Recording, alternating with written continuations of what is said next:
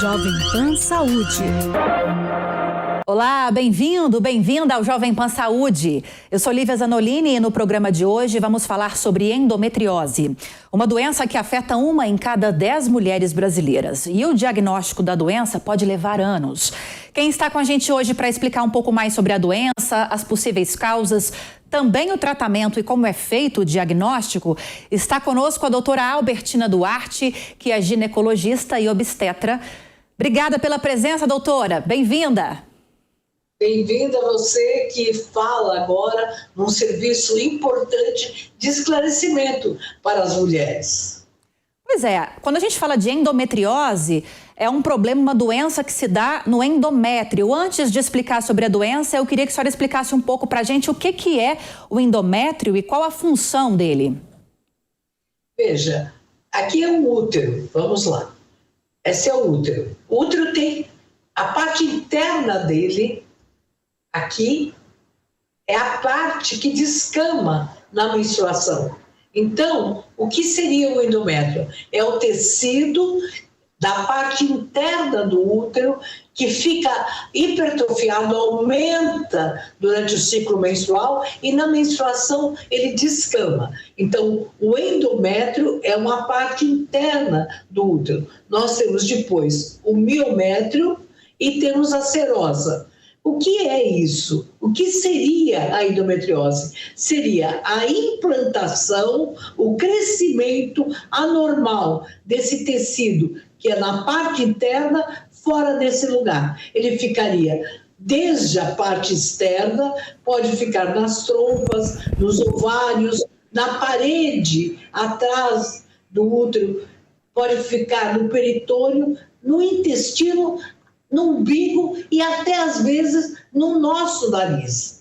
Então, o tecido que é fora de lugar, ele cresce e menstrua, como se ele fosse uma menstruação anormal. Se ele menstrua fora de lugar, ele não vai para fora, ele fica dentro da cavidade. Então, é um sangue que acontece dentro da cavidade, dentro do ovário, dentro das trompas. Isso causa muita dor, porque é anormal. Então, uma das situações é a dor que vai acontecer antes, durante e muitas vezes logo ainda acabando a menstruação.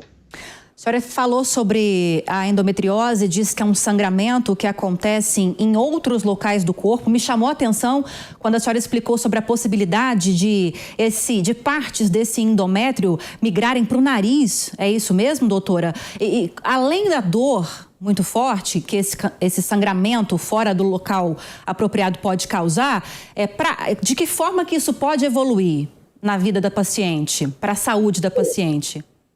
Como ele reproduz uma menstruação e não sai para fora, então o que vai acontecer, por exemplo, no ovário? Vai se acumulando e aí causa um ovário, um cisto de ovário, mas é um cisto de hemorragia e é um cisto que pode se romper e se rompe, causa problemas, mas o fundamental é que esse sangue, ele tem um fator irritativo atrás do útero, na frente do útero, nas trompas, causando dor. A dor é o fundamental.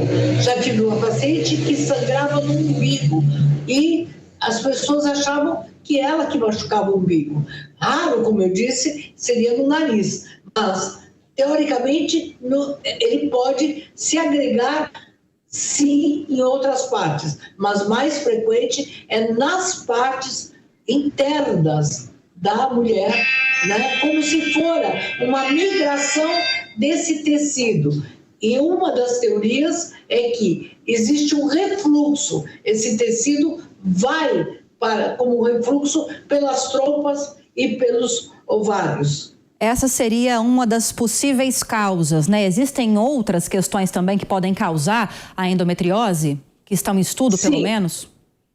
Os estudos apontam esse tecido de refluxo justificaria porque as mulheres hoje têm mais endometriose porque engravidam mais tarde. Então, antigamente, como elas engravidavam mais cedo, elas teriam menos risco, menstruariam menos. Elas engravidavam mais, então menstruariam menos. Essa seria uma razão. Porém, eu tenho adolescentes já, como eu trabalho muito com adolescentes que têm sim endometriose. Outra causa seria a causa hereditária, quer dizer, como se fosse uma tendência hereditária. E a outra, que está cada vez mais sendo estudada, seria uma doença autoimune, como se ela tivesse já uma situação de a própria alergia ou então a autoimunidade, quer dizer, uma imunodeficiência. Então, essa é a teoria que está sendo hoje mais pesquisada.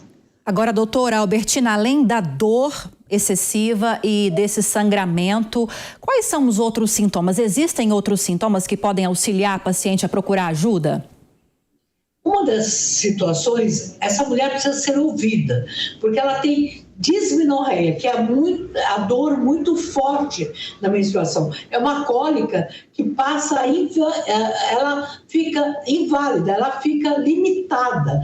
Da própria entrevista da Anitta, ela disse que chegou a ter problemas de gravação, que não aguentava. Essa dor é realmente muito forte. A outra situação, menstruações muito longas. Às vezes a menstruação dura mais do que 8 dias, 10 dias. Outra, menstruações irregulares. Às vezes ela tem menstruação cada 15 dias. Mas a grande consequência, ela pode ter dores intestinais, dificuldade de evacuar, porque uma das situações também é que esse tecido pode estar no intestino. Então ela pode sangrar quando evacua. E a consequência maior, que é a esterilidade, são as mulheres que têm dificuldade de engravidar, 40% das mulheres podem ficar estéreis, isso é uma grande situação, e a situação que muitas vezes ela não fala, é a dor para ter relação. Chama-se dispareunia, dor para ter relação. Então ela fica com muito medo de dizer que ao ter relações ela tem dificuldade, porque esse útero não se mexe, ela tem um tecido de cicatriz, porque como ela sangra, o útero fica como se fosse com traves, com cicatriz. Então, quando ela tem relação, esse útero tem dificuldade de se mexer. E se ela tem orgasmo, claro, há um movimento de contração e ela tem dor sim. Citou o caso da Anitta, que veio recentemente a público falar que tem esse problema, mas que antes de descobrir que tem a endometriose, passou cerca de 9 anos, quase 10 anos, se não me engano, sofrendo com essas dores, com esses sangramentos que a senhora explicou agora pra gente. É difícil diagnosticar a doença, doutora, realmente? Olha, um alerta muito grande, né? Eu recebo muitas mulheres no meu consultório que dizem, faz 4, 5 anos que eu tenho dor e que ninguém me escuta, porque às vezes a mulher se automedica, ou então parece uma dor muito simples, é como se cada pessoa tivesse um tipo de dor, mas o grande problema é não dar atenção para essa dor. Então, o diagnóstico ele já existe sim, embora a endometriose seja mais estudada de 40 anos para cá. Então, temos esse exame laboratorial que não é tão preciso, nós temos o ultrassom que exige uma pessoa extremamente preparada e um preparo intestinal, esvaziar o intestino e, claro, um ultrassom com uma qualidade tecnológica do aparelho e de quem manipula muito alta, e a ressonância magnética, que é um exame que eu diria chave, que vai sim mostrar as traves e a extensão da endometriose. É uma doença que merece bastante atenção, que pode levar à infertilidade. Até onde eu sei, a senhora vai me confirmar, é uma das principais causas de infertilidade. Mas tem tratamento, né, doutora? Queria que a senhora já me respondesse essas duas questões sobre a questão da infertilidade e o tratamento. Veja, 40% das mulheres que às vezes fazem exames, ficam percorrendo clínicas e clínicas, muitas vezes até fertilizações in vitro, e não têm sucesso antes de tratar a endometriose. A endometriose, 40% dos casos estão nas endometrioses, porque ela também obstrui as trompas. Então, essa mulher que pode fazer um exame chamado histerosalpingografia, muitas vezes tem as suas trompas obstruídas porque ela menstrua nas trompas. Então, faz aderências, né? Bem, o tratamento, hoje, felizmente, nós temos tratamento sim. O tratamento clínico e o tratamento cirúrgico. O tratamento clínico, ele mostra claramente a interrupção da menstruação. É preciso interromper essa menstruação, porque ela menstrua dentro do útero e para fora do útero. Cada mês que ela menstrua é um novo foco, é um novo ponto que cresce dentro dos lugares anormais.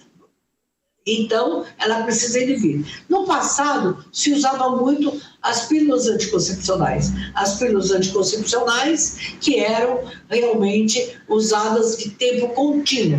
Então, elas não menstruavam. Hoje, você já tem análogos, quer dizer, inibidores dos hormônios que são aplicados desde uma vez por mês, que então altera a menstruação, como se fosse uma menopausa precoce, mas você também tem medicações que podem ser tomadas todos os dias, que altas doses de progesterona e que são, então, inibidores da gonadotrofina, dos hormônios. Então, é importante.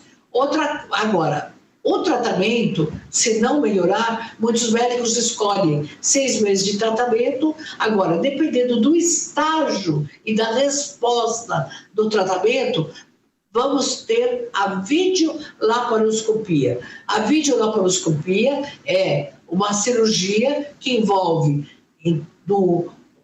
coloca-se no umbigo uma câmara, tem 3 pontos, não é uma cirurgia, né, aberta, é uma cirurgia quase como se for uma microcirurgia, e aí, por esses pontos, se cauterizam os pontos da endometriose e se retiram as traves de aderência. Agora, doutora, independentemente de qual método vai ser utilizado nesse tratamento, pelo que eu estou entendendo das explicações da senhora, é um tratamento que tem começo e tem fim. A paciente não vai viver o resto da vida, ou pelo menos durante o período em que ela é fértil, por exemplo, ou quer estar fértil, fazendo esse tratamento, né? Olha, é importante que a endometriose tem tratamento. Eu costumo dizer que ela pode não ter cura, mas ela tem tratamento. Toda doença que tem tratamento é importante. Ela tem começo, meio e fim. Então, se a paciente tiver esse tratamento que ela resolver fazer durante, por via oral ou intramuscular, no máximo 18 meses, ela tem que ter uma melhora e fazer uma avaliação posterior. No caso da videolaparoscopia, ela trata os pontos, ela pode tomar durante 6, 7 meses mais um tratamento de inibição e fazer uma segunda avaliação daí a 1 ano. Se ela engravida, a gravidez ela acaba sendo um grande tratamento biológico. Então, ela engravidando, ela vai ficar 9 meses sem menstruar, e então ela está praticamente tratada, eu não diria curada. É importante que muitas mulheres que não têm endometriose, às vezes depois de uma cesárea ou de uma cirurgia, podem ter na cicatriz da cirurgia implantes desse tecido endometrial e também terem dores. Então, a endometriose termina na menopausa, mas ela pode existir sim pós os partos, mesmo que a paciente não tenha tido. Não é um tratamento para a vida inteira, não é.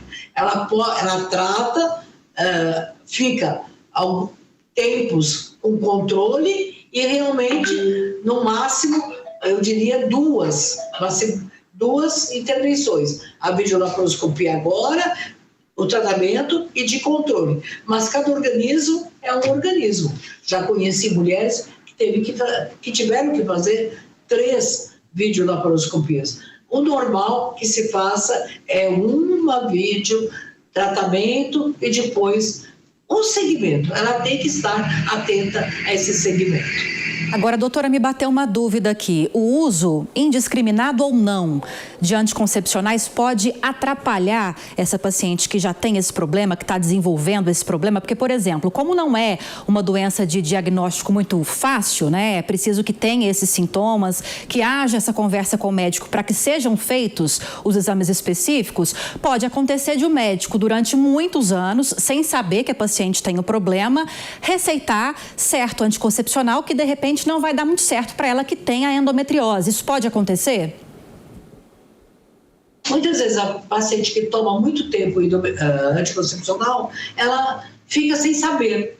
Então, melhora, porque o uso do anticoncepcional é um tratamento. Hoje, muitas mulheres juntam o anticoncepcional para não menstruar. Então, quando ela para de tomar, aí ela descobre que a dor voltou. Ela diz assim, eu tenho dor depois que eu parei. Então, é sim é um tratamento, quer dizer, usar anticoncepcional durante muito tempo pode ser um tratamento, mas é também uma dificuldade para o diagnóstico. Veja, nós falamos de uma artista que há 9 anos já tinha um acesso a condições de fazer um grande diagnóstico e, com certeza, foi feito um diagnóstico tardio. Então, realmente, é muito importante que, ao menstruar, e hoje nós temos aqui em São Paulo um projeto de dignidade menstrual, quer dizer, conscientização sobre a menstruação. Eu acho que falta falar desse grande ritual que é a menstruação. Bom, e quem também está conosco, está chegando aqui para falar um pouco mais sobre essa doença, é o doutor Sérgio Podigaec, que também é ginecologista e obstetra. Doutor, bem-vindo, obrigada pela entrevista. Eu que agradeço, obrigado pelo convite. Doutor, agora há pouco a doutora Albertina falou sobre as várias opções e possibilidades de tratamento. Mas tem uma que é principal, que prepondera, ou pelo menos que varia em relação à faixa etária em que a doença se manifesta. O que o senhor pode contar um pouquinho mais em relação à experiência do senhor? Olá, Albertina também, tudo bem? Tenho certeza que foi colocado pela Albertina que os tratamentos da endometriose são primeiramente hormonais. Na maioria dos casos, quando a paciente não tem nenhuma doença mais grave, a gente escolhe indicar um tratamento hormonal para essas pacientes. E é uma doença que pode acometer desde a adolescência, a mulher com 20, 30 anos, até ali perto da menopausa. E todos os tratamentos, eles são relativamente parecidos, né, esses tratamentos hormonais. Eles tentam fazer com que essa paciente não menstrue. Mas tem medicações que são um pouco mais chatas de serem usadas, que deixam a paciente como se ela estivesse na menopausa. Então, a gente evita essas medicações, principalmente em meninas mais jovens. E aí tem as pílulas anticoncepcionais, os derivados de um hormônio que a gente chama de progesterona, e que são usados de forma contínua para tentar fazer essas pacientes não menstruarem. Se você me perguntar qual que é a melhor opção para o tratamento, existem dezenas de estudos que fazem essa mesma pergunta e se chega a um consenso que não tem a melhor opção. A melhor opção é aquela que a paciente melhor se adapta. Se ela gosta e se adapta com uma pílula anticoncepcional, vai a pílula. Se for uma injeção. Se for um adesivo, um anel vaginal, é o que a paciente se adapta e fica bem em mais ou menos 70% das vezes. Então, o tratamento hormonal, quando a doença não é muito séria, não é muito agressiva, mesmo em formas um pouco mais avançadas da doença, resolve em boa parte das vezes. Quando não dá certo, aí a gente vai para a cirurgia. Sim, estávamos falando inclusive de pílulas anticoncepcionais que fazem parte desse tratamento, mas eu até questionei a doutora também sobre a possibilidade de atrapalhar nesse diagnóstico, nesse tratamento, quando a paciente toma a pílula sem saber que tem o problema. Isso acontece com certa frequência, né, doutor? Isso, você tem toda a razão. Esse é um dos grandes motivos para se demorar a se fazer o diagnóstico da endometriose. Um dos primeiros motivos é que muitas vezes a paciente não dá muito valor para a sua queixa e acha que é normal. O segundo motivo é que o próprio médico muitas vezes também não dá muito valor e acha que é normal. a queixa que a paciente fala, e o terceiro também é essa questão da automedicação, ou da medicação prescrita pelo ginecologista, que, como eu falei, 70% das vezes vai trazer melhora para a dor. E aí a paciente vai melhorar, a doença pode evoluir e acaba tendo um diagnóstico um pouco mais tardio, em fases algumas vezes mais avançadas, né? Existe um estudo já antigo aqui, brasileiro, da Unicamp, que mostra que o diagnóstico demora entre 7 e 9 anos entre a paciente começar a ter dor e chegar ao certo ao diagnóstico da endometriose. Agora, doutor, com exceção daqueles casos em que a paciente herda isso da mãe, da avó, enfim, é familiar, é hereditário a endometriose, com exceção desses casos, tem como prevenir esse problema? Olha, me perguntaram isso recentemente também. A gente não tem como prevenir o aparecimento da doença. A Albertina teve muita experiência, e tem na vida dela, no tratamento de adolescentes, e a gente vê adolescentes com endometriose. Claro, nunca muito avançada, mas a doença aparece. Mas como que a gente pode prevenir, na verdade, o agravamento da doença? É justamente ouvir a queixa dessa adolescente, ou mesmo em mulheres já com uma idade um pouco mais para frente, valorizar queixa de cólica muito forte, dor na relação, os outros sintomas da endometriose, sintomas intestinais, urinários, e procurar fazer um diagnóstico, que ele é muitas vezes feito no próprio consultório, porque em metade, mais ou menos, das vezes da doença um pouquinho mais avançada, a gente percebe já no exame clínico, num toque vaginal, a gente pode perceber a suspeita da doença e pedir o exame adequado, pedir um ultrassom para mapeamento da endometriose, uma ressonância magnética feita com profissionais experientes para ver essas imagens e para trazer esse laudo. Então, dá para prevenir o agravamento da doença, prevenir o aparecimento, isso infelizmente ainda a gente não tem como fazer. Estávamos conversando também, doutor, sobre o fato de a endometriose ser uma das principais causas de infertilidade. E aí surgiu uma outra dúvida. Quando se dá essa infertilidade, ela é temporária, ela é reversível ou não? Quando acontece isso, quando a doença avança para isso, a mulher não consegue mais engravidar de forma alguma? Olha, esse é um dos maiores, acho que um dos maiores estresses, né, que a paciente enfrenta quando ela ouve essa palavra endometriose, porque vai no Google, vai ali no Dr. Google e muitas vezes já fica com aquela impressão de que não vai engravidar de jeito nenhum. Lá no Hospital das Clínicas, aqui da Faculdade de Medicina da USP, a gente tem um levantamento que condiz mais ou menos com a literatura médica desse assunto, que 1/3 mais ou menos das mulheres, ou 40% das mulheres que têm endometriose, vão ter alguma dificuldade para engravidar. Então essa é uma informação que já é importante trazer para as pacientes. Nem todo mundo que tem endometriose vai ter infertilidade. 1/3, 40% pode enfrentar essa questão. Claro que ela é pior quanto pior a doença, né? Quanto mais grave a doença, talvez seja mais difícil de se conseguir uma gravidez. Mas de jeito nenhum é irreversível, né? Tem N tratamentos que podem ser feitos, que basicamente incluem, em alguns casos, um tratamento cirúrgico, em outros, as técnicas de reprodução, que podem ser tanto de uma indução de ovulação, uma coisa mais simples, até uma fertilização in vitro. Então, o primeiro ponto é esclarecer para essas pacientes que nem todo mundo vai ter dificuldade em engravidar. A gente vai saber na hora que ela tentar, né? Então, quando a paciente for tentar engravidar, a gente até pode observar ali alguns meses, ver se consegue engravidar, e muitas vão conseguir. Agora, quem não conseguir, aí sim vai para a investigação e para se entender qual que é o melhor caminho, porque infertilidade também não é só, muitas vezes, um fator endometriose.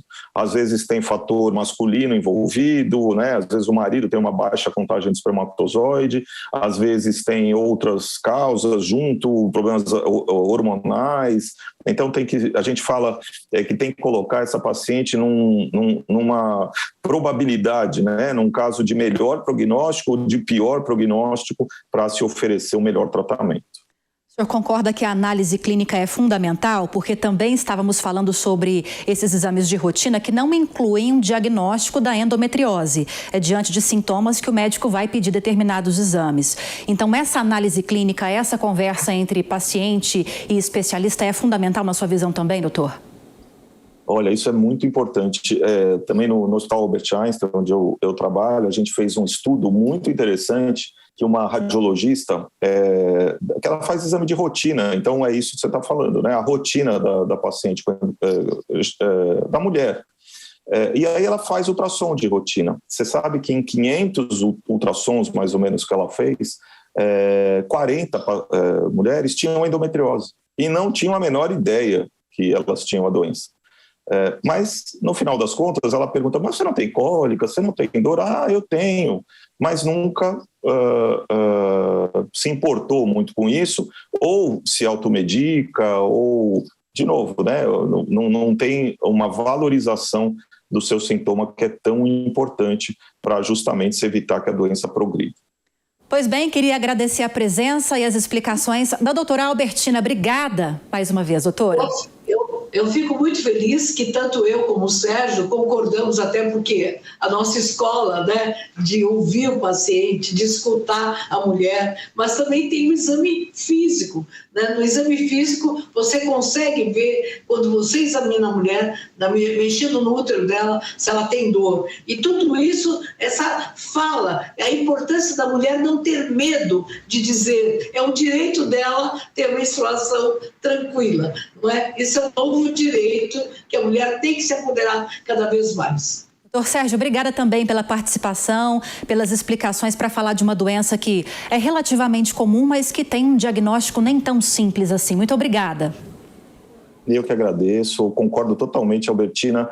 A gente tem que ouvir o que a paciente tem que contar, a gente tem que examinar as pacientes, coisa que, infelizmente, nós sabemos que em ambulatórios corridos, né, em atendimento corrido, muita gente acaba não conseguindo fazer isso, e valorizar esse atendimento tão crucial de adolescentes ou mulheres em outras faixas etárias com dor pélvica, que é uma coisa que incomoda demais, ou com queixas de infertilidade. A endometriose, ela participa disso e ela tem sido mais discutida, o que é muito bom para todo mundo. Um abraço para vocês, obrigada mais uma vez. E o Jovem Pan Saúde fica por aqui. Claro, quero agradecer também a sua companhia. Espero que tenha gostado do conteúdo de hoje. E se você tiver alguma dúvida, alguma sugestão de tema, é só enviar um e-mail para a gente. saúde@jovempan.com.br. E para rever essa e outras entrevistas, você também já sabe, é só acessar o canal Jovem Pan Saúde e também o aplicativo da Panflix para Android e iOS. Um grande abraço para você e até a próxima. Jovem Pan Saúde.